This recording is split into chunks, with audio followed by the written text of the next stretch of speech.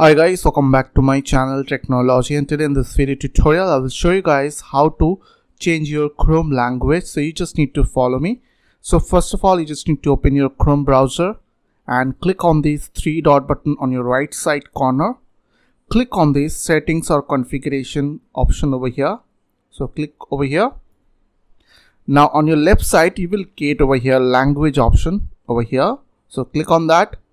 Now from here on your right side you will get a add button, add language button. So click on that. Now type over here English, and I will set this language, which is English United States, and here I will add this language to my Chrome. Now what I'll do is I will just click on this three dot button beside of English United States language. Click on this three dot button and make this default language. So here's the option, so click on that.